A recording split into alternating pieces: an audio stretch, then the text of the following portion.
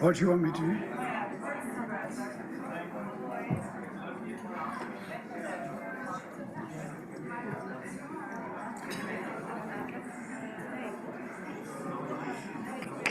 Can I encourage you to start getting to your seats so that we can start the next one?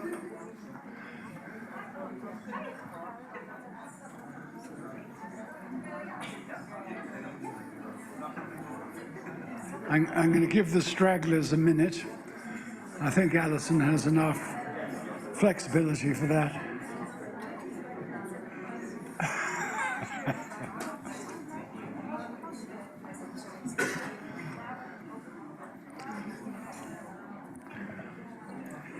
So welcome back, everybody. We've got one final session. I think, again, another very high-value session coming up. Well, actually, I think there will be 5 speakers, but 4 sessions. The first is local and is about the integrated health record and is going to be presented online by Frédéric Magnée. Frédéric, I think, fell over yesterday and twisted his ankle, so he's resting at home, but still prepared to talk to us via the virtual connections. So a good test of modern technology. That's going to be followed by Theresa Barry and Shane Byrnes, who are going to talk about the Irish experience of developing a drug extension, which I assume is going to be SNOMED based, but we'll hear about that. And then Ronald Cornet, who was over there somewhere, but seems to have disappeared. Is going to talk about something which is actually quite close to my heart, about the European Renal Registry, which I know is SNOMED encoded. But the reason it's close to my heart is that all English nephrologists load data into the European Renal Registry, and they have to transform their data into SNOMED. So it's one way of me controlling local nephrologists in East London, which I can tell you is always a bit of a challenge. And then finally, Anna Rath from France is going to talk about rare disease and Orphanet. So without further ado, let me introduce you to Frédéric online, and I'm going to hand you over to Terence and Alison, who are going to make it happen.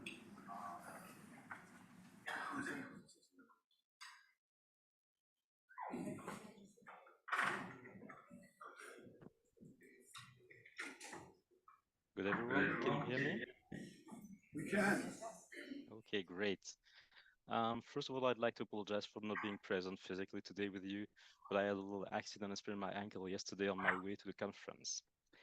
Having said that, I will, can you see my screen? Yes, you can.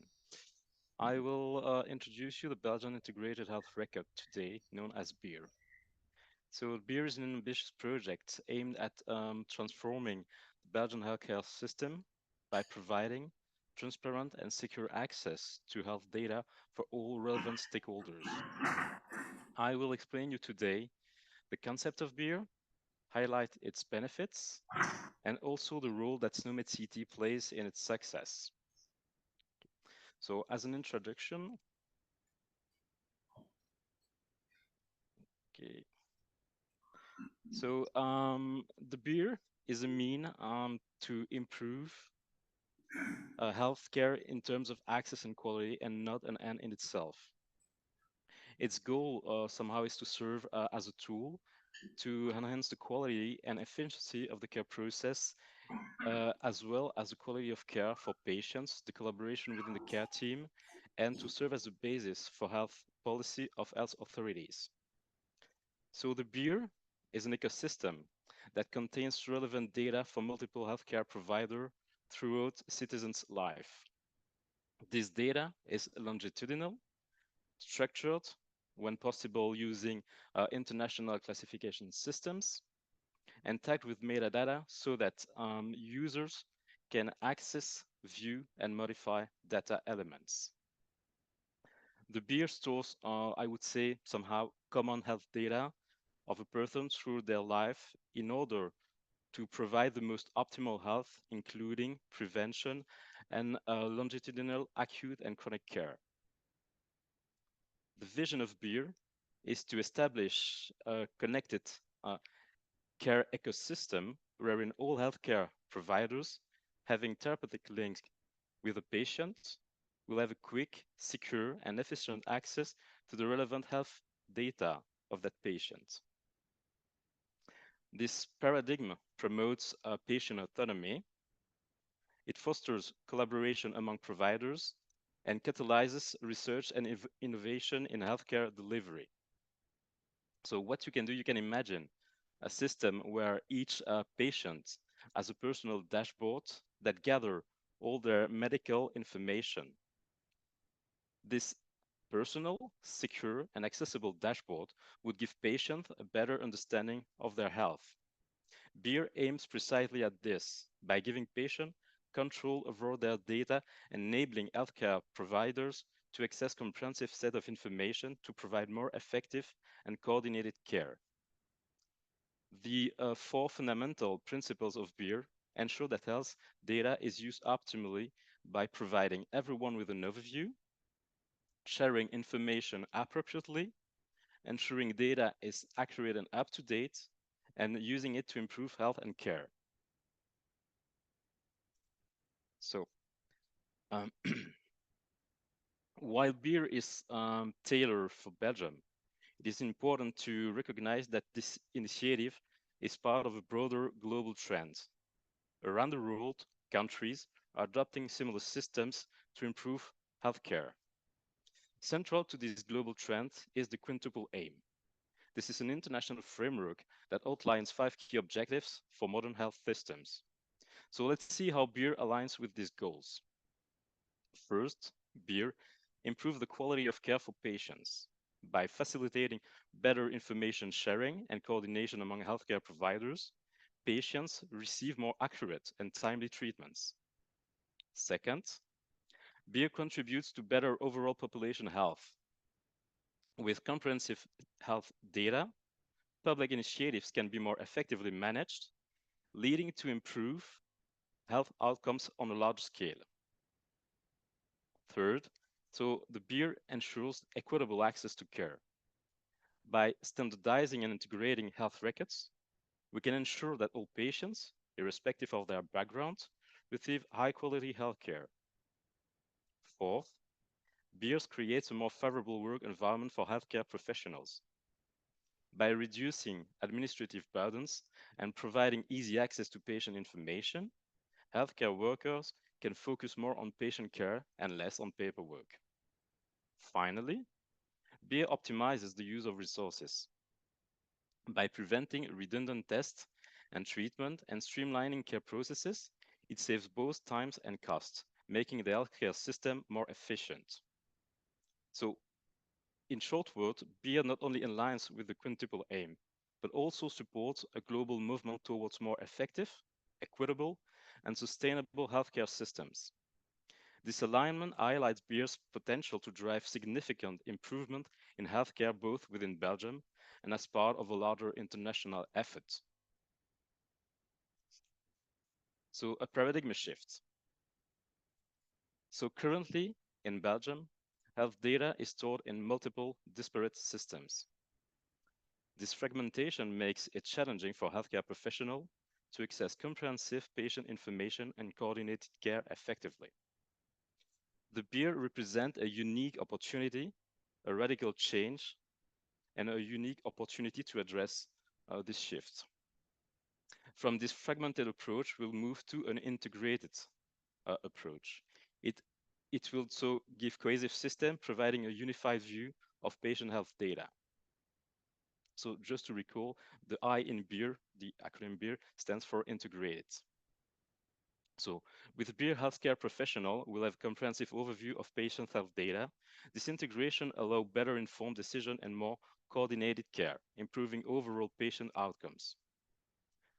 All healthcare professionals involved in a patient's care will have access to this integrated health data. This seamless access facilitates better collaboration and continuity of care, ensuring that everyone is on the same page. However, implementing such a significant change requires commitment and involvement collaboration from all stakeholders. Patients, healthcare providers, public authorities must work together to make this transition successful. Each stakeholder will play a crucial role in this integration. Patients need to be informed and engaged. Healthcare providers must adapt to new workflows, and public authorities need to support and regulate the process. So BIHR marks a transformative shift from fragmented to integrated health data systems. Its success hinges on the collaborative effort and commitment of all stakeholders. Yeah. So Belgium, context and opportunities. Belgium has a highly complex healthcare landscape with various challenges. Example, in Belgium, healthcare system is quite fragmented, with many independent actors and disparate systems. This fragmented creates silos, making it challenging to share information and coordinate care effectively. Also, our healthcare system contends with a variety of patient statuses and insurance schemes, each with its own set of rules and processes. This diversity can complicate the seamless delivery of healthcare services. Finally, I can also mention that effective coordination and information exchange are critical for patient care, yet our current system in Belgium often struggle with these aspects. So this can result in gaps in care and inefficiencies that impact patient outcomes. So BIHR will address is an opportunity to address these challenges and improve the quality of care for all Belgian citizens. How? By harmonizing health data. So BIHR aims to harmonize health data, standardizing and integrating information across various systems. This will ensure consistency and make it easier to manage and utilize health data effectively. Second, facilitating data sharing. So a key feature of the BIHR is its ability to facilitate data sharing. With a centralized system, healthcare providers will be able to share information securely and efficiently, leading to a better collaboration and improvement patient care. The potential benefits of BIHR are an improved care coordination. This is one of the major benefits of BIHR. With access to comprehensive patient information, healthcare professionals can collaborate more effectively, ensuring that care is seamless and well coordinated. Access to accurate and complete health records through the BIHR will also significantly reduce the risk of medical errors. Providers will have all the necessary information to make informed decisions. Sorry. So this will improve patient safety, of course. Informed decision making. The BIHR empower both patient and healthcare professional by providing timely access to dated AIDS information. This facilitates informed decision making, enhancing the overall quality of care. And finally, enhance medical research. For medical research, the BIHR is a treasure, represent a treasure of standardized data. This can lead to more effective and efficient research, ultimately resulting in significant advancement in healthcare. So the success of BIHR depends on close collaboration among all stakeholders, as already mentioned. Public authorities, healthcare institutions, healthcare professionals, patients, and civil society organizations must all work together to ensure the project's successful implementation and ongoing sustainability. While the BIHR is indeed an ambitious project, its potential benefits for the Belgian population are immense. With this strategic planning, commitment, and sustained effort, we can realize these benefits over the coming years.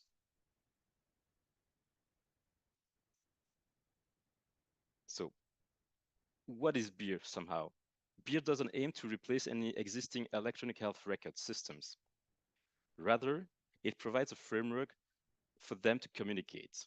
This interoperability ensures that different systems can share information efficiently.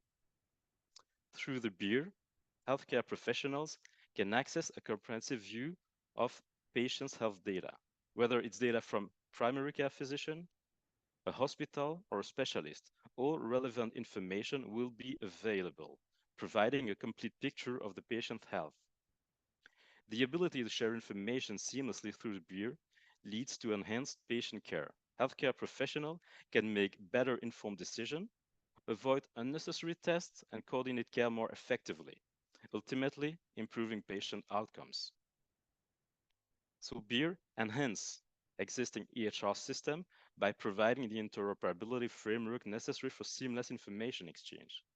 It complements rather than replace current system, paving the way for a more integrated and comprehensive approach to patient care.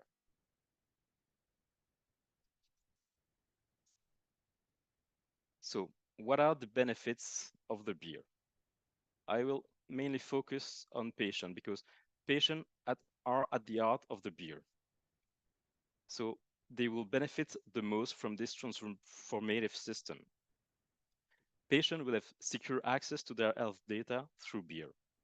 This access empowers them to understand their health status better and stay informed about their medical history.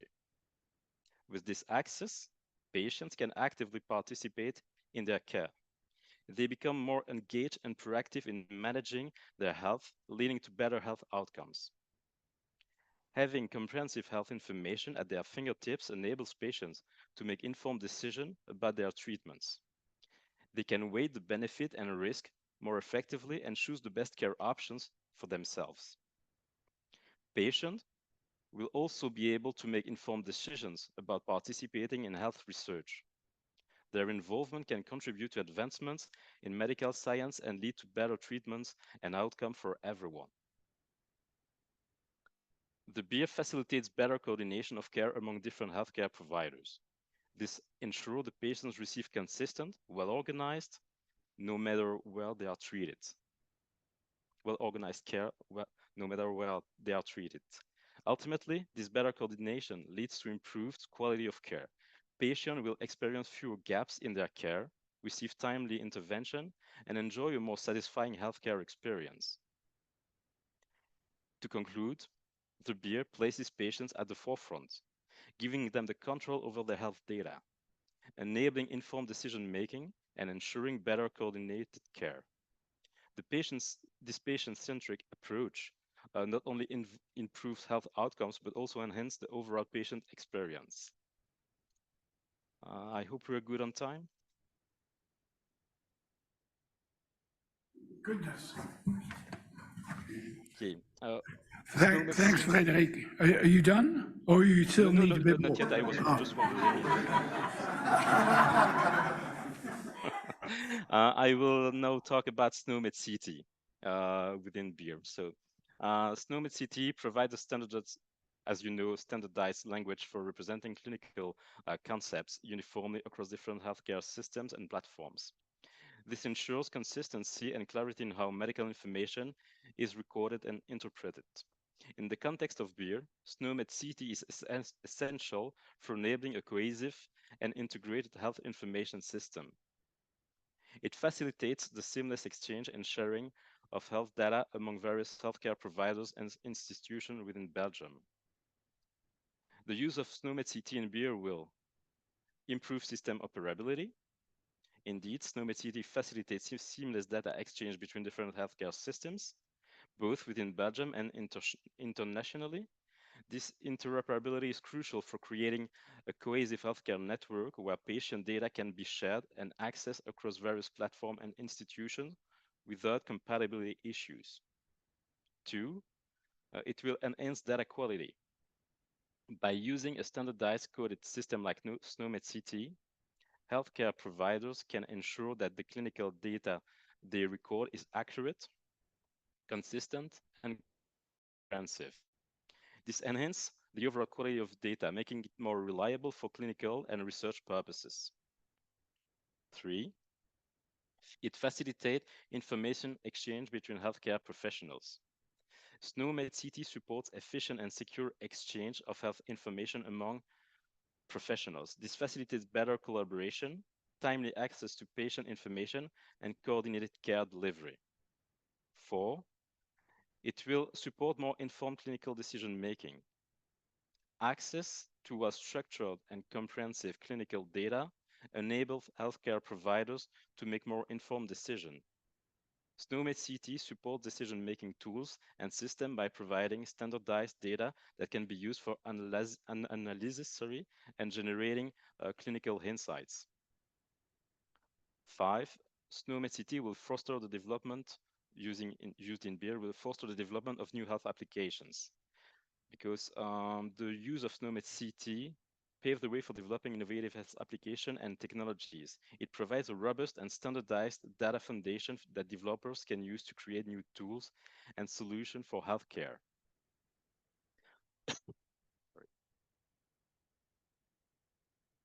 This being the real challenge and consideration points are making medical record meaningful. This is one of the main challenges we have, is to ensure that the vast amount of data that are collected are meaningful and useful. Identifying significant data within extensive dataset is crucial for making medical records actionable and relevant. Also, enabling effective, meaning-based research and the application of clinical knowledge depend on linking electronic health records, EHRs, to comprehensive clinical guidelines and database.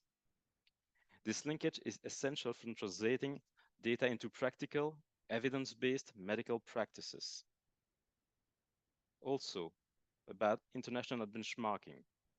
To enable global comparison and benchmarking, it is important to use international standards like SNOMED CT or ICD-11 and others. These standards ensure that data and metadata are comparable across different countries and healthcare systems. By adopting SNOMED CT and other international standards, Belgium can compare its healthcare outcome with other countries, identifying areas for improvement and adopting best practices from around the world. This facilitates global health initiatives and improves overall healthcare quality. Another focus area is clinical decision support and artificial intelligence system, as they rely heavily on structured, standardized data to function effectively. SNOMED CT provides the necessary coding framework to support these advanced technologies, enabling them to analyze and interpret health data accurately. And finally, a patient-centric communication is crucial. We have to translate and interpret the technical codes used in SNOMED CT into language that patients can understand. This ensures that patients are fully informed about their health conditions and treatment plans, improving their ability to make informed decisions. So the next slide was about implementing the BIHR, but I think I will just go rapidly through it because otherwise I think we're running out of time. So there is nothing specific about this slide. I will let you go through it and go to my conclusion directly. So I would say that BIHR is a very ambitious project with the potential to transform the Belgian healthcare system. By improving care coordination, giving patients better access to their health data, enabling more effective health research, and contributing to more efficient use of resources, the BIHR can enhance the quality of care, population health, and system efficiency. The success of BIHR will depend on close collaboration among all stakeholders, including public authorities, health institutions, healthcare professionals, patients, and civil society organizations. Each of these groups has a crucial role to play in the implementation and success of the BIHR. The BIHR is an investment in the future of health in Belgium. By succeeding in this project, Belgium can become a model for other countries seeking to improve their healthcare system. Thank you. Thank you so much.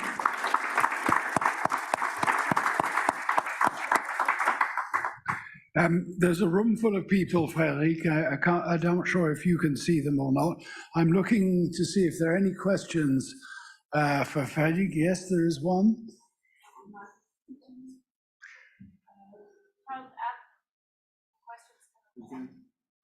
Yeah, but he doesn't want to hang on.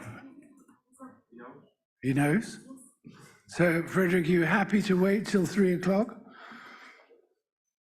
He's gone. Well, there we go.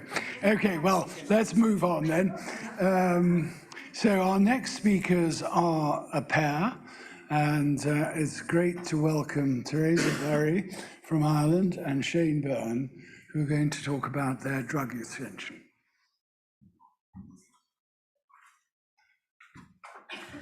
Thank you, Charles, and good afternoon, everybody. I hope you're all going to keep awake, and we're on the last session of the conference, which has been very informative and useful. So Theresa Barry is my name. I manage the National Release Centre for SNOMED in Ireland. I also manage the data dictionary, and I also feed into a number of work streams on data and data standardisation. In fact, you could probably say I drive everyone mad in the country talking about data and data standards. but I try my best. So today I'm going to talk a little bit at the start about the work I do on the National Release Centre, and then I'm going to introduce Shane, who does the work on the National Medicinal Drug Catalogue, and I suppose that's just to give you a general overview of what's happening in Ireland. So, yep, I'll go on to the next slide there, if that's okay.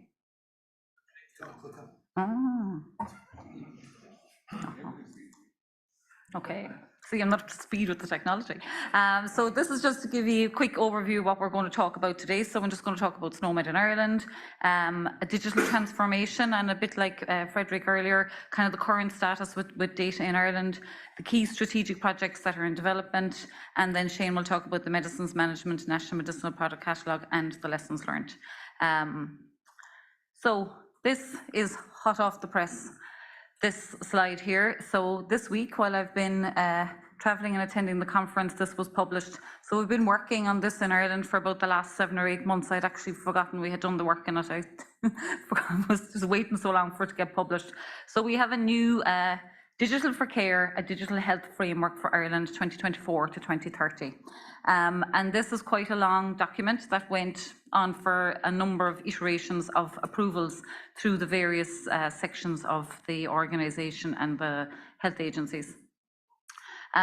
What's important here, these are the topics that they're talking about that we need to cover. Very similar to what Frédéric spoke about, nothing unusual or different really here. It's about the patient being an empowered partner. That's something new. That's not something that we've really been looking at before in healthcare, looking at digitally enabled and connected care. So that's all about sharing the data, the X-share, all these work that we're doing, connecting things. Digital ecosystem and innovation. So talking about innovation and our partners that work in industry and how to bring them into the world we're trying to manage. And the data-driven services is obviously the one that I'm interested in, and then our workforce and workplace. So making a digital workforce and workplace, and also all of these, while it looks nice and tidy there, they all have huge long work streams now, work packages coming out of what this strategy is setting forward.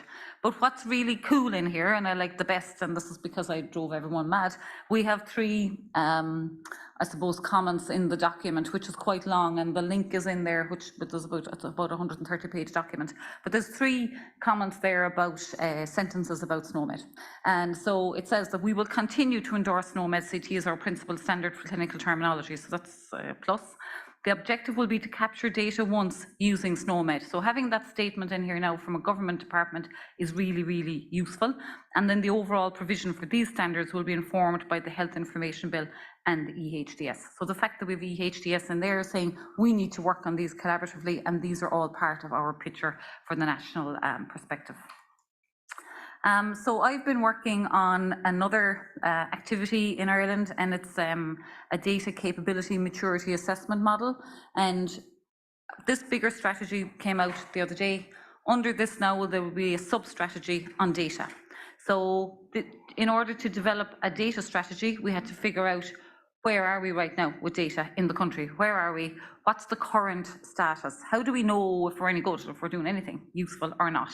And this was I suppose, we had to devise what are our principles, what are we trying to work towards? And I suppose it's back to some of the points you made earlier, and if you don't know where you're going, how do you know if you're going to get there? So these are our principles now. So this is our kind of like focus and our guiding light. So developing these principles has been really important. So looking at data as a national asset, so ensuring that it is a national asset. Trustable and real-time access, that's also hugely important. That's right now, having the right information, the right patient at the right time, and all of that.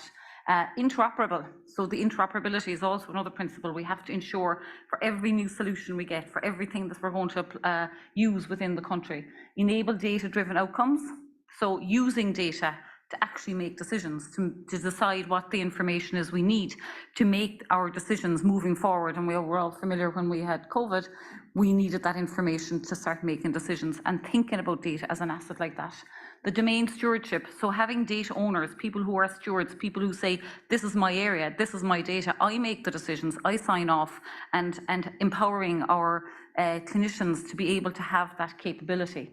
To manage our data risk, so to understand what we're talking about data risks and all our DPIAs and data sharing agreements and so on, enforce our ethical, so that's around the secondary use of data to make sure we're doing it ethically and above board, and enabling awareness and learning. So that whole learning journey that citizens are on, that we're on, and everyone is on together, that we actually do programs of work around this. I won't talk about what's in the centre, but what you can see here, these are all different programs that are happening, and in the centre we're saying data is crucial and critical to all of these programs. So here we have this slide. So this was the outcome of our data capability assessment model. And in here, you can see on the left was our current state. Where are we right now? You know, a lot of us kind of probably, we think about all the great things we want to do, but really knowing where we are right now, you know what your starting point is. Ours wasn't so great, maybe. So, and that's good to know, because you can only get better.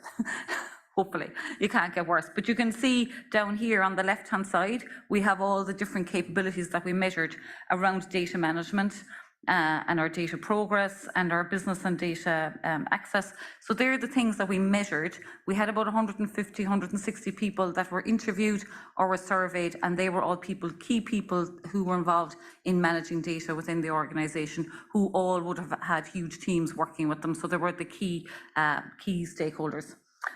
So finding this information was really useful, and then making a plan of what needs to change. So now that we've done this data capability assessment, maturity assessment, we now are going to have a data strategy. So this is informing our strategy, which will be a sub-strategy to the other strategy I showed earlier. So you can see we love doing strategies and paperwork, but it's all foundational pieces that you have to get right. So BIHR timeline, we're keenly aware of it. I don't need to show most of you that slide. You're probably all more than aware. So in Ireland right now, just around our national timelines, these are some of the projects that are happening in Ireland right now. So a shared care record is out for procurement. We need to get a shared care record. And now these frameworks and the strategies are enabling this. So we need to make sure that all of these things are all cohesively working together. An integrated community case management system is also out for procurement.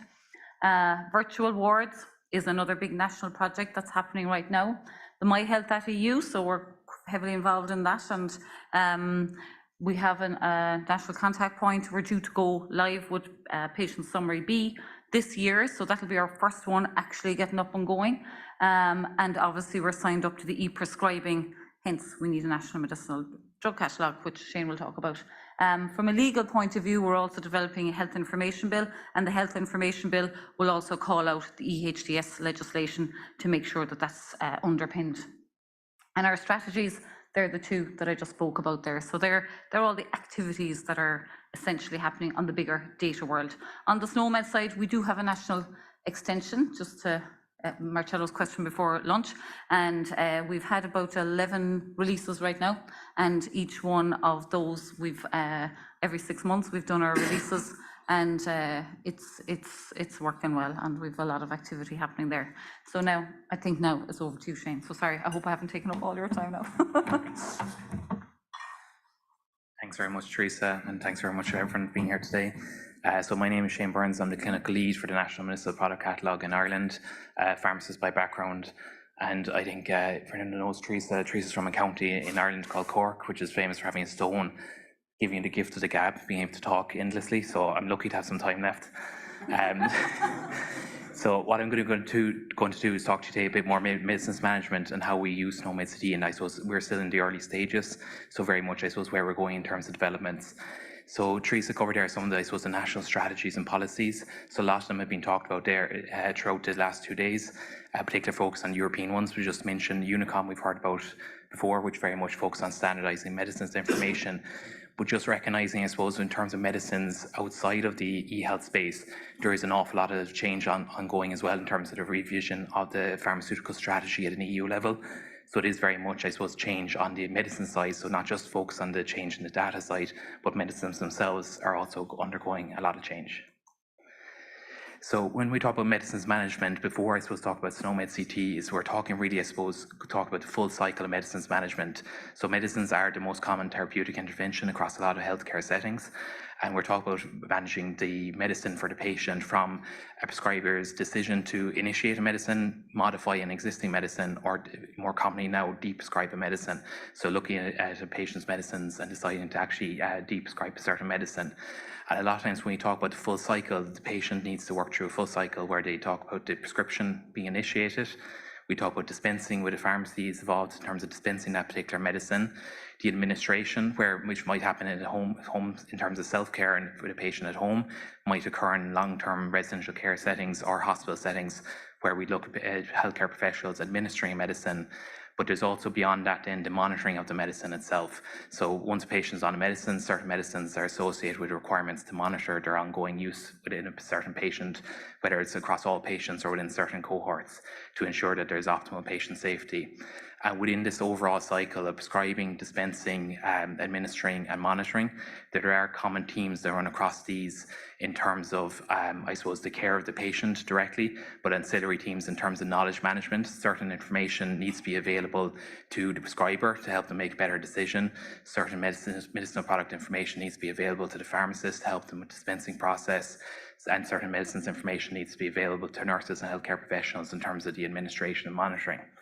So like I said, medicines are generally the #1 therapeutic intervention across a lot of specialities. In Ireland, because the medicines are used so commonly, that generally in Ireland are the second highest cost in terms of the public healthcare system, and that's in line with a lot of European countries where generally between 12 and 18% of the overall healthcare spend is actually on medicines. So there is I suppose, a requirement in terms of financial and operational information as well. So just some of the, I suppose, highlight points there, looking forward, that a lot of the new oncology drugs in the EU level, so a lot of the ones that are in early phase development, about 80% of new oncology drugs are precision drugs, which have a lot more information requirements in terms of their actual design throughout the development process, but also in terms of the clinicians using them as well, and a lot more information requirements from the EHRs and the systems we use. And I suppose the other flip side of it then in terms of medicines, because they are the most commonly used therapeutic intervention, they are associated with harm where they're misused or where there's actually maybe breakdown in communication and when there's preventable accidents in terms of medical error. So they are actually the most common cause of preventable medical harm as well.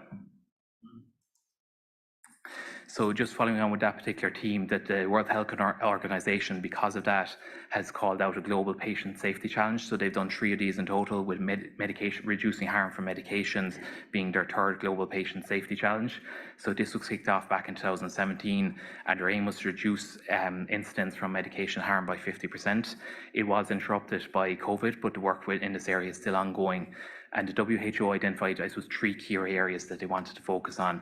So high-risk medicines, so our high-risk situations. So this might be a high-risk medicine that's really associated where it's given at a slightly wrong dose. It may have harm to a patient, or a high-risk situation where medicine is used maybe with a lack of information, a lack of systems around it, and a lack of, I suppose, appropriately trained personnel. The area of polypharmacy, so this is something that particularly in Ireland is pertinent because we have a population over 65 of about 800,000 at the moment. We expect that by 2051 to double to 1.6 million. So polypharmacy, the use of 5 or more medicines, is very common in the older populations. It's associated with more drug-drug interactions and is associated with more admissions to hospitals as well. So it's particularly in Ireland's case and with other countries as well, the area of polypharmacy is a growing issue as well. And transitions of care. So the movement of patients a lot of times spends most of their life in primary care with their GP and community pharmacists providing maybe the core of their care, but patients move into the secondary care setting, they move into the tertiary care setting, and they move, I suppose, in terms of ancillary care services as well, so long-term residential care settings, ambulance services as well to provide special service throughout their journey. So I just wanted to pick out, I suppose, from the WHO's publications, the 3 areas they in terms of providing solutions, 3 areas they're focused on is the better use of technology, the better use of standardization, and better communication in terms of medicinal products as well. So that's where SNOMED CT comes in. So just to talk quickly about the National Medicinal Product Catalogue, so the overall catalogue in Ireland, in terms of, we encompass the SNOMED CT drug extension, but there's other information there as well that's required to support that patient journey with their medicine. So we aim to provide, I suppose, a common coding and descriptions for medicines, and common medicinal product information, so that all that ancillary information, and support users throughout their journey. So not just providing the information, but support users throughout their journey to provide integrated medicines management. So help them support them with the uptake and optimal use of any information we produce. So I suppose we have 4 aims overall for the NMPC. So improve patient safety, improve use and reuse of healthcare data, improved patient and user experience of the healthcare system, and improved healthcare worker experience as well. So the healthcare professionals are providing care to the patients. So, like I say, as core of the overall development is our national drug extension, providing our kind of SNOMED CT as our foundation for any other information within the overall NMPC. So to date, we've, I suppose, moved through a couple of phases as part of our overall development. So I just grouped these together in terms of discovery phase was kind of across 2021 to 2022, very much scoping out the information that was out there, trying to make the best decisions with the information in terms of taking learnings from other countries. We moved in across 2022 to 2023, looking at our modelling. So what modelling approach would we take with it? Again, moving into 2024, then looking at actually the, as managed service customer, the tooling, the provision that was there in terms of scaling up the operations. And in April this year, then we had our source developmental release ahead of overall go live then. So I've just, I suppose, as part of those 4 steps, I've just taken, I suppose, snapshots of our development process across these. So I suppose I would just want to focus on during the discovery phase is very much focused on taking learnings from other countries. So for this one, we've spoken a lot and we did a lot of engagement with European countries, but just wanted to highlight for this particular slide that there's a lot of learnings taken from outside the EU as well, just to see, in terms of what, when there's other legislation in place, other policy drivers and other use cases and scopes, how could we actually harmonise this together? So I suppose it's very much engaging with the operators of national catalogues in other countries, looking at particularly at their use cases, their scope, their requirements. And I suppose what's great to see is the increasing use of SNOMED CT as their underlying clinical terminology across these national catalogues then. So like I said, it's very much in the discovery phase to collect that base information. From the learnings for us was particularly the focus on use cases. So both for the overall catalogue itself, but also for each data point within the catalogue. So really focusing on the use case, because the end use case will dictate how you collate that information, how you manage it and maintain it to ensure that it actually works for the end users. So the next, I suppose, phase we kind of moved through was looking at our modelling. So knowing that actually, look, we want to get to use SNOMED CT as underlying clinical terminology. So what modelling approach were we going to take? And it's very much, I suppose, focus on the interoperability. So looking at, rather than develop your own custom model and then having to look at, look at the SNOMED international model or the national extension model and trying to map or merge it at a future date, trying to take actually the base international model as our starting point or as a foundation and build outwards from there, so that we're starting from the, I suppose, the most interoperable starting point and building out from there rather than having looked to merge it at a future date. So this is just an overview of the SNOMED international drug model. So like I said, part of this, above this would be the open world view. So I suppose the aggregator concepts, but the SNOMED international drug model very much focused on using the closed world view. So medicinal product only, within particularly, and clinical drug precisely. So there are your descriptions that tend to be used, what traditionally is referred to as generic prescribing, whether that is dose-based prescribing, where you just talk about a drug, or whether that's product-based prescribing, where you really prescribe a drug along with a strength, a route form, and a particular dose. So what we did, we augmented this then with the SNOMED national extension model. So again, using the resources that are available from SNOMED International. So just recognizing that in terms of our scope and use case for Ireland, we do need to capture not just the generic high level descriptions, but in terms of that full cycle of medicines management, if you look at dispensing, administration and monitoring, you do need to know the specific brand of a particular medicine, the specific dose form and particular pack size as well for certain use cases. So it's really, I suppose, our foundation is looking at using both the SNOMED International and the National Extension model as our foundation. We know that over time there may be shift in terms of this, in terms of use cases, but I think it's trying to find the best possible starting point. So this is our foundation, and we're not in a situation where we develop a custom national model and we're trying to harmonize then in the future. So the next phase then was, I suppose the biggest characteristic of the next phase was actually within the NAPC was the arrival of staff and resources, which allowed us to really, I suppose, kick on in terms of actually testing out this. So starting with very much testing, authoring and kind of working up. So Ireland, it's a managed service customer. So we actually use the SNOMED managed service tooling. We operate 2 modules in Ireland, so there's the Irish extension for all the clinical content, and there's the Irish drug extension then for the just specifically for the drug modelling and the drug content. Our current release cycle is 6 monthly, in line with the kind of standard managed service customer model. We do have ongoing developmental releases. Like I said, in April this year was our first large one, and that is in advance of overall go live then. And like I said, a particular feature of this particular phase was the onboarding of staff and the actual testing of processes. So starting with a very small level and testing out authoring workflows, the likes of single author, dual authoring, revisions, reviewers, how does that work together within a team? So really developing out the processes to go around the tooling. This is really, I suppose, just a snapshot of the tooling, or I suppose the technologies that we're using at the moment ahead of go live. So like I said, because we're managed service, we use the SNOMED International Authoring Platform. So that is our base tool for all the authoring activities, and also for, I suppose, managing up until the release process as well. So the idea of classification, validation is all managed all within that one particular tool. We do have some local information management around that. So just ahead of us go live, that we do have ancillary information requirements. So with HSE is a Microsoft stack by default. So we tend to use the cloud tooling for Microsoft for any ancillary information requirements around that. We are starting to get to a stage where we're getting increased use out of Snap to SNOMED, so using it not, I suppose, to maintain ongoing mapping, but to really identify content that exists in terms of medicinal product content that needs to be authored.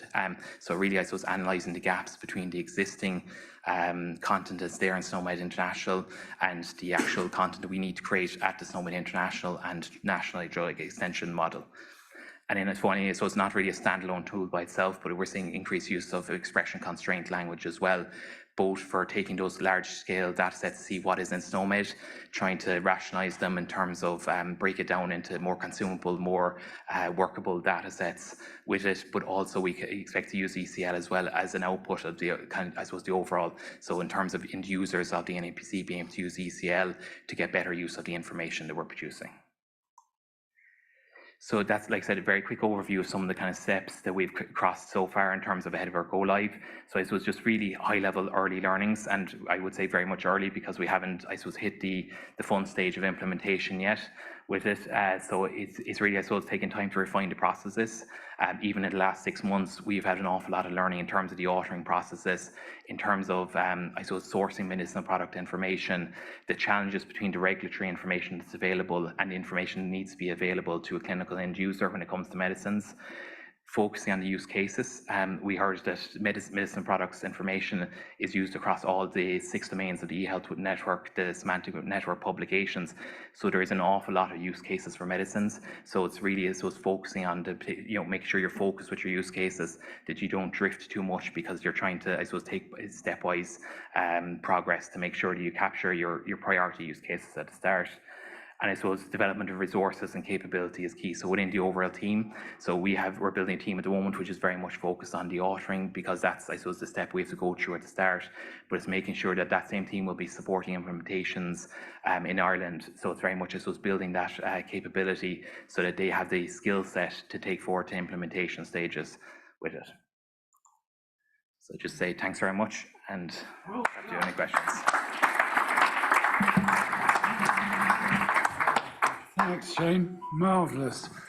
For those of you who are not Irish, you may not be familiar with the word crack, but what we've just had there is an example of Irish crack. Absolutely unbelievable. Great stuff, Shane. So, can I welcome our third speaker to the podium, Ronald Cornet, who is probably known to most of you, and we're going to hear about the European Renal Registry. Thank you very much, Ronald. Thank you. And it's a pleasure being here. And it's great to see where we're heading. But I'd like to reflect on where we're coming from, at least where the ERA registry is coming from. Because the saying is, if you cannot remember your past, you are condemned to repeat it. And we've done plenty of things we don't want to repeat. We started in 1964. That wasn't me, actually. But the registry started in 1964. And I was just checking, 1964, the #1 hit was basically the outbreak of a pandemic, Beatlemania. I want to hold your hand. So this is the period we're talking about. And ever since, we have been working on collecting data on renal patients in Europe. And, well, you can imagine we started on paper and build up from that. And from that history, where we are about now and where we are trying to progress is in a situation where the European Registry gets information from national registries. So we're not directly dealing with individual renal centers or hospitals, but instead with registries, because there are like 6,000 centers in Europe. And previously, the registry tried to deal with all 6,000, and well, as the Beatles would say, it's been a hard day's night. So we need to move away from that, and therefore, when Amsterdam took over the registry some 20-odd years ago, we said, okay, let's work with national registries. And some could provide individual patient data, and others could provide aggregate data. And that's what you see in the colors here. Red is individual, the orangish is the aggregated data. So we get basically, and it's really core data, patient data like anonymous identifiers, month and year of birth, gender, the primary renal disease code, which I will reflect on later, because of course we want to relate it to coding and structuring healthcare information. And events of the patient, like moving from dialysis to transplantation or death, and in which case we captured a cause of death. So if we look at countries from which we get aggregated data, it's really information like this. It's small, small print. So it is the number of patients in various different categories. So they really provide us with numbers. And that can be because they, well, either really don't want to or cannot or have national legislation preventing us from sharing individual patients' data. So then we don't get follow-up data, we don't get cause of death codes. So, and when we combine this, both individual patients' data from some countries or regions, aggregated data from others, really from this basically federated data sources, we can do the analyses in showing the incidence of renal diseases throughout countries, throughout primary renal diseases, and we basically produce reports, and we try to, from that, describe how policy impacts the treatment of renal disease patients. So how are we working towards data capture? Well, as I said, we started in a paper-based fashion, and therefore the data set being collected has always been very limited. And well, we want to work, especially with those codes for primary renal diseases and causes of death, to really support the different ways in which people work throughout Europe and actually also countries bordering the Mediterranean. So clinical data capture practices differ. And well, the way registries get their data from the renal centers differ. And the way analyses are being performed differ. I remember we have had long and intense discussion on, so when you start dialysis, is that day 0 or day 1? And of course, if you want to do 90-day survival, well, it's 1 day out of 90, so it matters. And these are the definitions and the things that we constantly need to go through and need to try and harmonize and align throughout Europe. So, well, in all this process, we have been working towards using primary renal disease codes or values. They have been defined, and later on we've been mapping them to SNOMED CT, to ICD-10. And now for causes of death, we are in the process of doing this. And well, we are still learning from the history, from the, well, hardness we have experienced, and from maybe also the mistakes we have made. So, well, why using SNOMED CT? Well, we need to be able to cater for the variety of ways people capture their data. Paper-based capture still going on in some places. Local systems, which are really homegrown proprietary systems, but also when we talk about vendors a lot, more and more the integrated, well-established systems. And also even the practices of how data are provided to, well, in the way we're working, the national or regional registries, there is different ways. So also there, paper is still in place.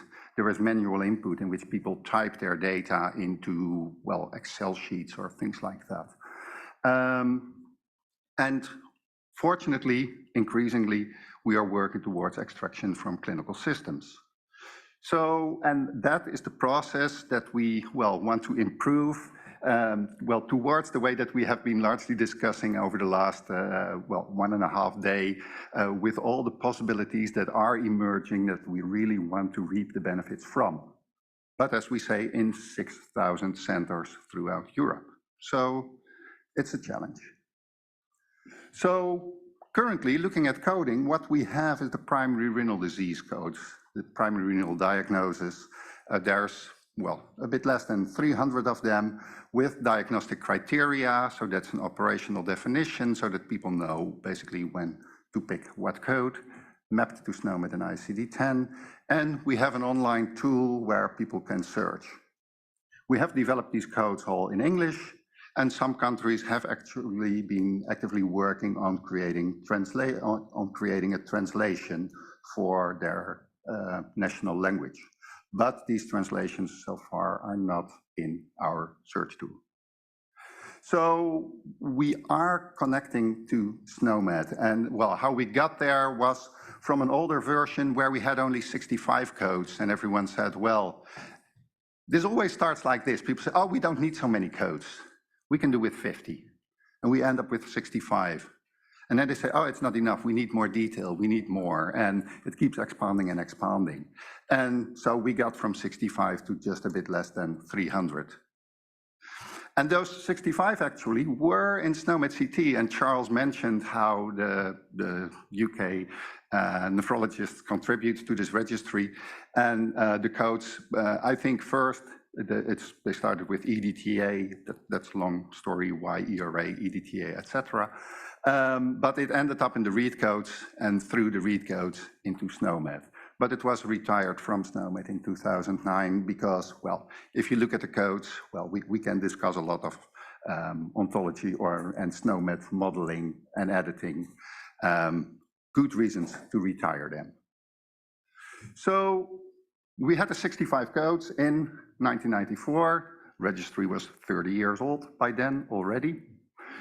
And in 2012, we developed this new primary renal diagnosis codes for the ERA or ERA EDTA. And from that moment, we've been working together with SNOMED ultimately to establish the free set of renal disease content to be used in the renal registry. And moving forward, we have been updating that set in close collaboration with SNOMED International. And I think that has really been a beneficial process. So to mention a few benefits, I think quality has really been an important benefit from our perspective. We found out that we were actually using things which were duplicates. So if you want clinicians to code, you don't want to have multiple codes for basically a single condition. And it helped, the mapping to SNOMED pointed that out. But in this way, we also contributed synonyms and concepts to SNOMED CT. And as a benefit, this is now a free set. But now, then you think, okay, we have it. Then there's the challenge of maintenance. And as I once heard someone say at a SNOMED conference, ref sets, free sets, whatever we call them, they are not for Christmas, they are for a lifetime. So any of you who thinks, okay, I'm going to develop a ref set, be prepared, because you will be haunted and hunted to maintain your reference set. So, and that's what we have to do, and that's what we do.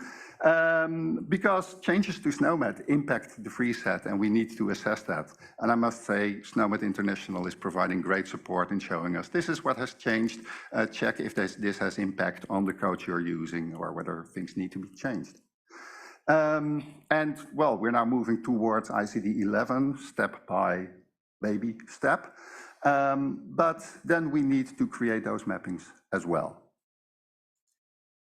So looking at cause of death codes, which is gradually getting towards the future, we still have these 55 causes of death, which we need to, well, rework. They're available in English, also their translations of cause of death codes. But what we would like to have is a new set of codes, because some codes are outdated. We found out some codes are never used, so we don't need those. Mapped to SNOMED using diagnostic criteria, using non-disease codes like suicide.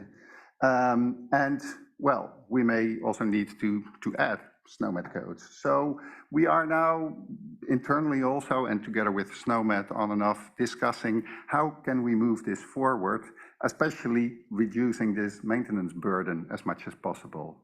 Because to be honest, I like to be lazy, but I know I need to work hard in order to be able to be lazy.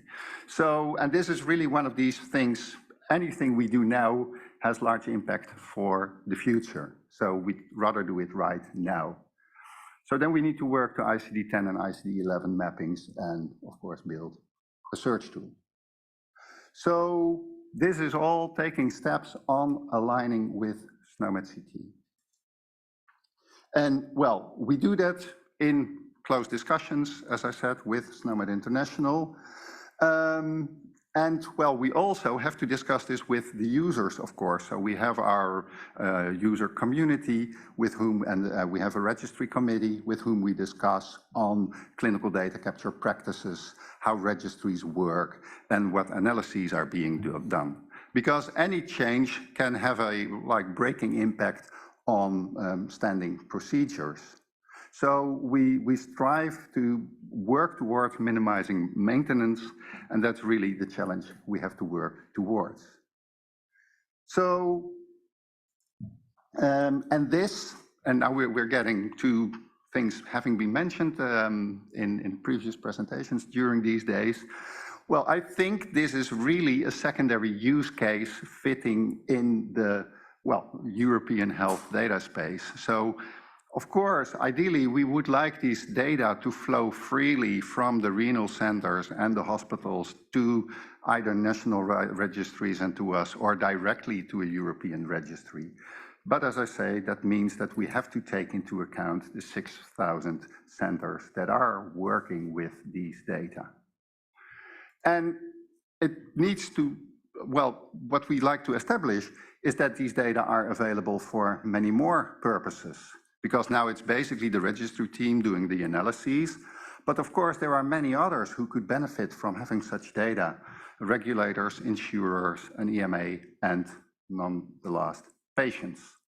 So, well, we need to work towards data that is ready to use so that you can even bring it back to your primary purpose, so primary reuse for clinical purposes, like doing decision support. And that, well, we need to do in a de-siloing fashion. And, well, I've been looking at the case of a Wilms tumor. And actually, a Wilms tumor, depending on the perspective that you take, it's a kidney disease, so it fits with the ERA registry and would have an ERA code. But, of course, a Wilms tumor is a cancer, so it would come into a cancer registry, probably with an ICD-10 code. It's actually a rare kidney disease, so we have this European reference network, ERC-RAC, where they would add an ORFA code, and I'm sure Anna will continue on that. And it's a pediatric disease, so pediatricians will, well, hopefully use SNOMED CT. Maybe they have their own pediatric codes, I don't know. So this is really how we need to de-silo the reuse by getting our data capture right in the primary use. And we're not there yet, but we hope that with using SNOMED CT, we can provide this as a basis to cater for all these use cases and all these different perspectives. And with that, I'd like to thank you very much for your attention and for having me.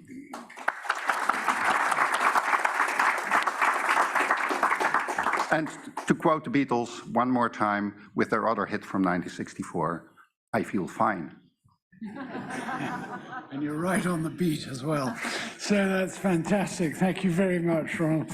And I'd love to invite Anna Rath for our final talk of the day. And we're going to talk about INSERM and Orphanet and how that will solve some of Ron's problems. Yes, please. Thank you very much. Thank you, Ian, for the invitation. And I'm very happy to be here. And Ronald, you have rare diseases in your registry, so you will be interested by this presentation. So, challenge, keep you awake at the last talking in this conference. So I will let you know about rare diseases that are rare, so probably you don't know much about. So I will go quickly through some background information and concepts in order that we all understand what we are talking about. And we are talking about those diseases that are so rare that we cannot ask all the physicians to know by heart any of them or each one of them. So the definitions of what a rare disease is varies across the world, but it's always based on prevalence. Nevertheless, some rare diseases like cancers are best described by incidence, but from a regulatory point of view, prevalence prevails. So the WHO has worked together with the Rare Disease International, whatever. It's not the thing to keep in mind, to a common framework definition for rare diseases worldwide. And based on the WHO definition of diseases that are clinically based, and on prevalence, taking the figures adopted in Europe that are diseases that affect less than 1 person out of 2,000 or 100,000. So there are more than 6,000 rare diseases.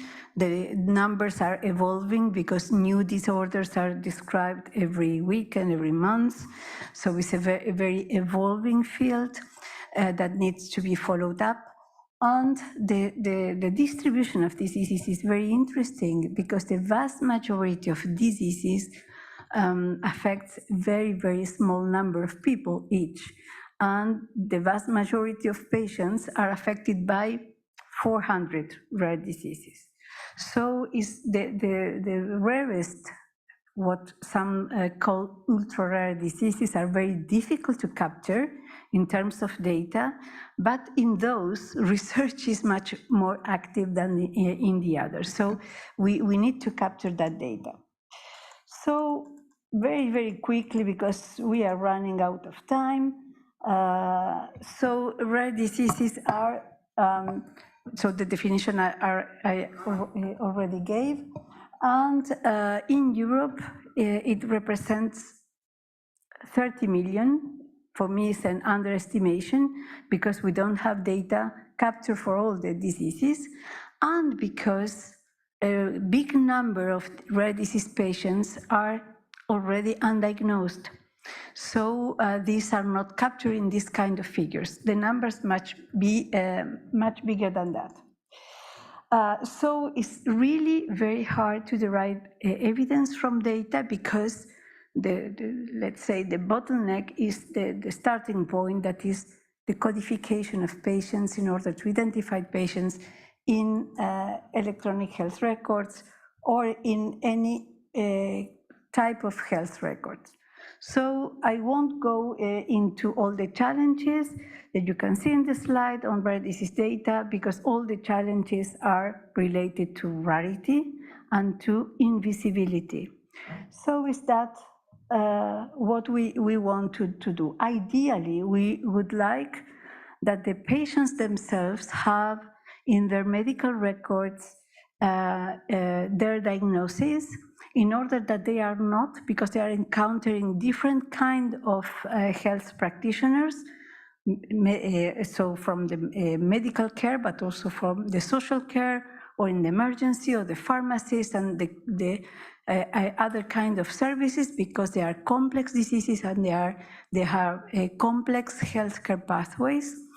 They don't need to explain again and again, and sometimes not being believed, on what their disease is. So they need to have their diagnosis with them in the records.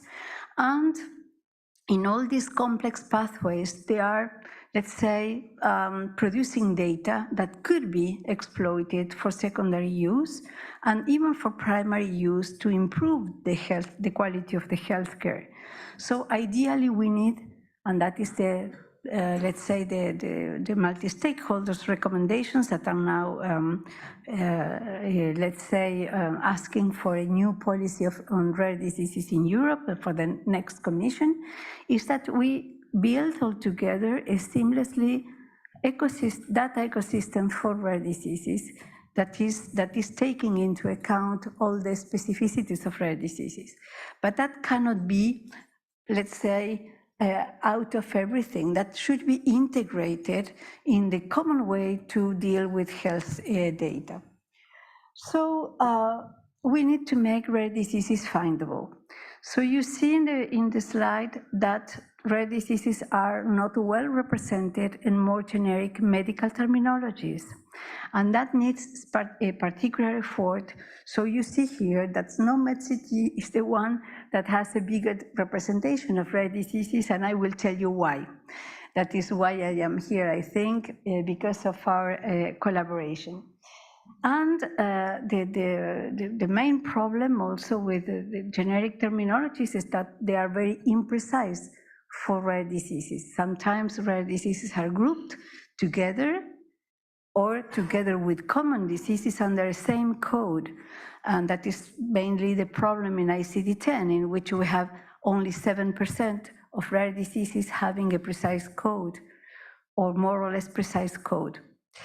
And then for data exploitation in these generic terminologies, and that is also true for SNOMED CT, is that you cannot group, you cannot exploit rare disease groupings that are really rare disease specific, because even if present in the terminologies, they are, because the terminologies are generic, mixed up with non-rare diseases, and so data exploitation needs something different. And that is where Orphanet comes into play. Orphanet, so I won't detail everything about Orphanet, but only the fact that this gap in codification is something that we are working on from years now. And we are tackling this invisibility, or helping tackling this invisibility problem, by providing a specific nomenclature for rare diseases that are the ORPHA codes. So very quickly, I won't go through all that, but Orphanet is a network of national nodes that is coordinated by my institution, INSERM, in France, and that is more or less 40 countries now, and almost all the member states, with some exceptions, in Europe. So there are a lot of data, and we are, for the rare disease data, for health care and for research, involved in the major European and international projects. So let's go to the ORPHA codes that are this Orphanet nomenclature for rare diseases. That has been, let's say, a word a best practice by the European Commission, so it is in the best practices portal from the Commission, and from that moment, that was 2017, they are more and more integrated into electronic health records or health information systems in countries, in some being mandatory, for instance, in Germany, in which a federal law imposes to all hospitals to code with ORFA codes when there is a rare disease patient, aside the normal ICD-10 codification. And that is becoming the case the more and more in different ways in European countries. So the structure is a classification and an ontology structure, and where we count the 6,000 and something rare diseases is the orange dots that are the disorder level. That is the level that responds to this WHO definition that I was referring to. And then you have subtypes, more granularity, and then you have rare disease grouping aggregations. The terminology is multilingual, so that is a clear benefit for the implementation, and it is open license for sure and delivered in the computable basis. And as data elements, you have a unique identifier that is the famous ORFA code with preferred terms and synonyms varying according to the language, and a definition, always a definition in order to help out coders to identify the proper or the right ORFA code for each patient. So that is maybe the most important slide for this part, that is how this ORFA codes promotes interoperability that takes rare disease specificities into account. So the yellow dots there are the disease diagnosis in generic terminologies, whatever the terminology. In the example is ICD-10, ICD-11, and SNOMED CT, because they are the most used ones and are the ones we have a collaborations agreements running now. So there are rare diseases in these terminologies, but nothing in the terminology allows you to say that a disease is rare. So we are producing the terminology, so following the evolution of knowledge, creating new described diseases, etc., at the Orphanet nomenclature, and collaborating with the other terminology producers in order to enrich the content with rare diseases and to give an interoperability file, so the ways that I will explain a little bit more technically what it is, in order to make the mappings between concepts in one terminology and the ORFA codes. And then, depending on the kind of collaboration agreement, that will enrich the terminology, and that will produce a tool that will allow for going from one to another, because the mappings are annotated also with a kind of relationship, if it is exact or broader to narrower, etc., etc. So the ORFA codes act like a common language that allows for health data to interoperate with research data, for instance, in registries like Ronald's, and also with other healthcare resources that are using the other terminologies. So we have this collaboration agreement with SNOMED International now from 2015. I couldn't find the picture, Jan, but and thanks to that, SNOMED is increasing the content about rare diseases in the terminology, and that's why there is a high coverage of rare diseases in SNOMED, because this collaboration is ongoing, and we try to align as much as possible depending on our, let's say, production workflows. This slide is only to show you that the ORFA codes also give access to the Orphanet knowledge base. that is so other kinds of reference data that can help out with data exploitation and research. So how we work? As I said before, we are a network of nodes, and in Europe we have another kind of networks of nodes that are the European reference networks. The European reference networks is a healthcare intended organization in which centers in hospitals in different countries in Europe are networking together, and there are 24 thematic networks that are concentrating the expertise on rare diseases in Europe. So they have the expertise on rare diseases, and we are collaborating closely together in order to improve further and further the Orphanet nomenclature, in order that that is really following not only the literature but also the expertise of European reference networks. And they are using the ORFA codes in their registries and in the hospitals where the ORFA codes are implemented. So we need here to connect this diagnostic coded data with other kinds of health data that are coded using mostly SNOMED CT, the more and more.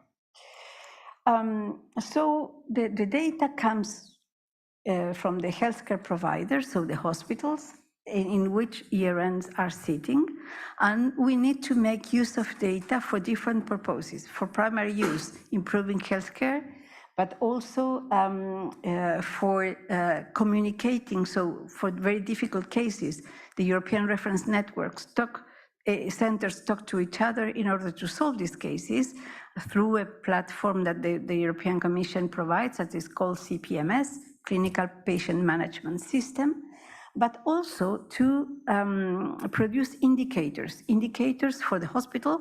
How many patients with rare disease? It's impossible to answer for the moment. How much it costs? It is, I don't know, the length of stay longer or not than non-rare diseases. But also indicators for the Commission on the ERN's performances. And most importantly, data from electronic health records to the registries.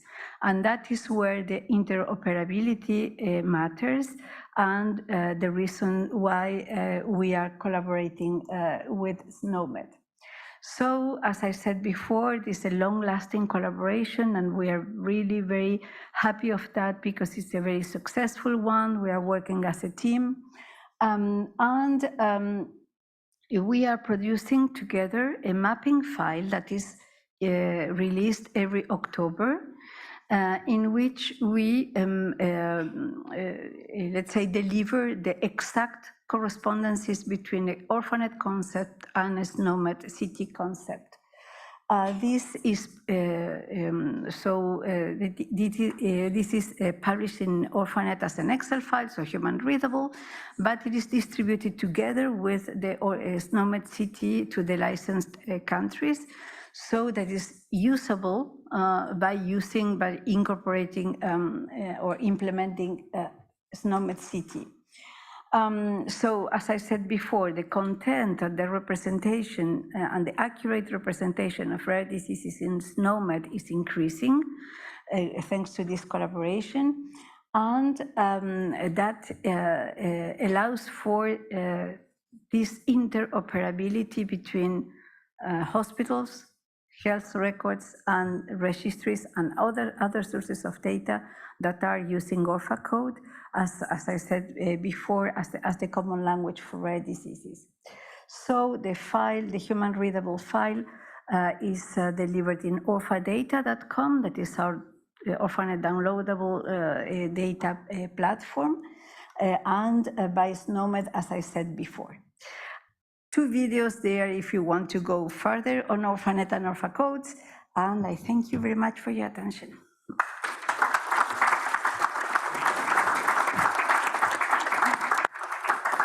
Thank you very much, Anna. Brilliant. So a long day. We have 4 speakers, and I think possibly 1 online, but no worries if he can't come back. I think if you do have questions, you'll have to, given that the huge variety of the subjects and so on, please direct them to whoever you think might be best placed to answer your questions. So I'm looking around the room. There was definitely one question for Frédéric. Do you want to ask Frédéric your question? Frédéric, there's a question coming for you. Yes, hello, Frédéric. As a Belgian citizen and as a European citizen, I'm wondering, beer in the context of IPS-CHR-XF, what is happening there, because you didn't seem to mention that. And on top of that, in the roadmap, I see that Belgium is 2027, which does not make me very happy. We are the very latest. Sorry to challenge you, but I already feel uncomfortable. Yeah, to be quite honest, I cannot address this question at the moment. I'm quite new to the project 3 months ago, and I have not all the information to address this question right now on the fly. But I will make sure to come back to you with my answer offline, if you don't mind. Nifty political answer, Frédéric. Any questions? Yes, do. Do you want to warn whoever you think you're going to direct it to? Well, to the last speaker about rare diseases. Well, as a rheumatologist, retired now, I worked with rare diseases. My specialty was autoimmune diseases, so you understand that some of them are rare and some are very rare. But I have a remark about classifying the diseases in a system like SNOMED as rare or not rare.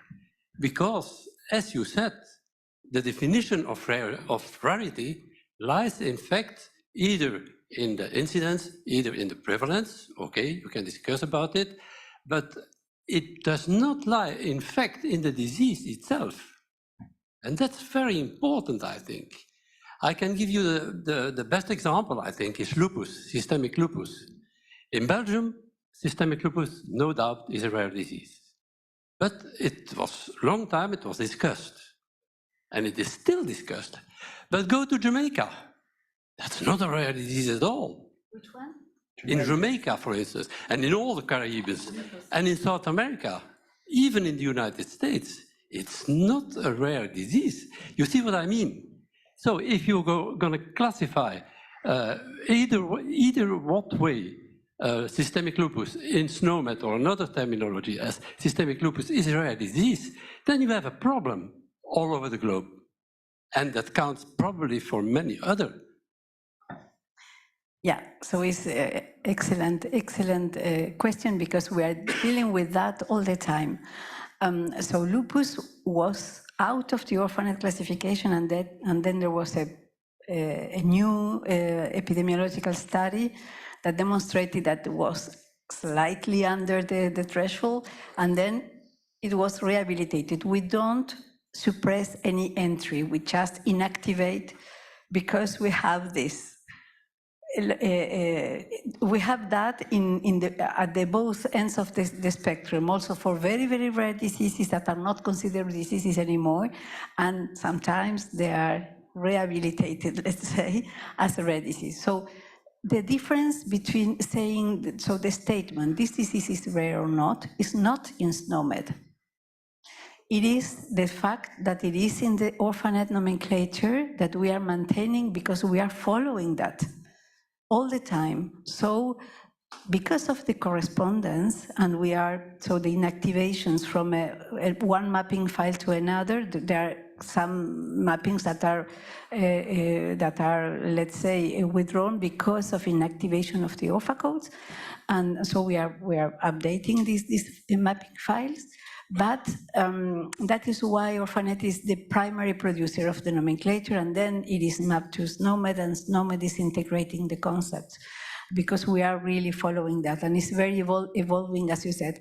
In kidney diseases, the autosomal dominant polycystic kidney disease was long-term, so a very long time considered as non-rare disease. And now it is also very borderline, under the threshold, but very common amongst rare diseases. That is very challenging. Thank you very much. A great answer to a complicated question, which will only be made more complicated by better understanding of the human genome. So we won't go there for the moment. Anyone online? There's one question online to Theresa and Shane. I'll summarize it. Basically, what are the take-home points for those who are heading towards implementing IDMP in sport? That's you. Thanks very much. So I suppose in terms of our approach in terms of IDMP, that we'd see SNOMED CT very much as our core clinical terminology, our default one, and that idea of SNOMED as the integrators, because it covers the full life cycle of all the products that are available to be prescribed or dispensed to a patient, not just the regulated ones. In Ireland, we have an awful lot of what we call exemptness on products. So when a licensed product goes short, that we use products that have been sourced from other countries and are notified to regulatory authority, but don't go through that regulatory process. So very much from our point of view, that we'll use SNOMED CT as our core clinical terminology, and we might carry IDMP identifiers and IDMP linkers to the regulatory system to meet the regulatory use cases. But it's very much, I suppose from our point of view, see it as that to use as a linker into the regulatory environment, but also I suppose recognizing that IDMP is going to standardize and code an awful lot of information in the regulatory environment that is useful for the clinical setting. So how do we best use that data flow from the regulatory environment for clinical use cases? And at the start, it's probably going to be a small bit like drinking from a fire hose, because there's probably going so much coded data all of a sudden, and how do we translate that into useful data in a clinical care setting? Thank you. Great. Well, I don't think there are any further questions. Ian, did you want to say anything to the assembled group? Well, I was going to let you sum up. Okay, I'll sum up. No, I'm very happy to sum up, and then we'll let you, and then I'm going to invite Tom just to say a few closing words as our Belgian host. So I'm not going to say anything about SNOMED, because I think this group and the group online believe in SNOMED. What I am going to say, though, is I've heard, I think over the 2 days, something about the power of teams. So teams that you all manage in one way or another have developed and delivered an astonishing array of SNOMED related artifacts and benefits that I've not heard about before, actually. I mean, I've heard bits of it, but I've never heard this so well presented and so clearly presented. I think the next thing I've learned is about the power of projects. So the things that have really made things happen is somebody with an idea who said, let's do this. And then, you know, either at a country level or a European level or, you know, the European Registry, whatever it is, astonishing things have been delivered as well. And then the final bit really is about this conference, which just shows the power of human communication and exchange of ideas. And that's really, I think, been an enormous motivator. So I'm going to talk in private with Ian about the idea of doing this on a more regular basis. A Euro conference for SNOMED seems to be a good way of delivering ideas, producing change, and so on. So I think we should at least consider that.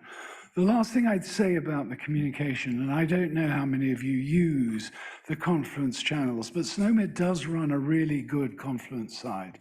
And there is enormous flexibility and ability for you to share your ideas in that side and get other people to look, give it a poke, and give us some thinking, which will spread across not just Europe, but into America, into Australia, into South Asia, into Korea even, where you may all come and join us in 6 months' time or whenever it's coming. So do exchange the ideas and do use the channels that we've got.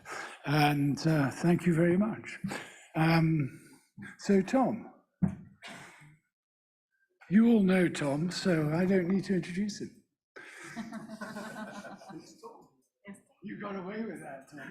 You know you did. Thank you very much, Charles.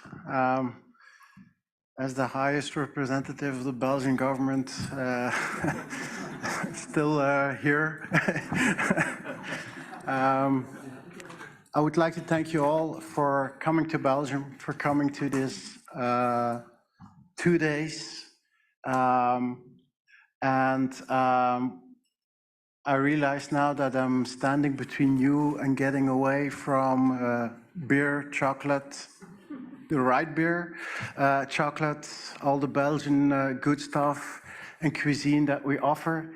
So I won't take it long, but I think that we should also welcome and thank a lot the organization, SNOMED himself, but especially Fleur, Alicia, Alison, the Terrence Tech Corner, but especially those two gentlemen here, Ian and Charles, for this wonderful conference, the Spotless organization, and guiding us through rough waters towards hopefully calm waters.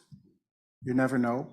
I hope to see you all in Seoul, in Oslo, and for the Belgian population next year in large numbers in Antwerp, the 23rd and 24th of October especially.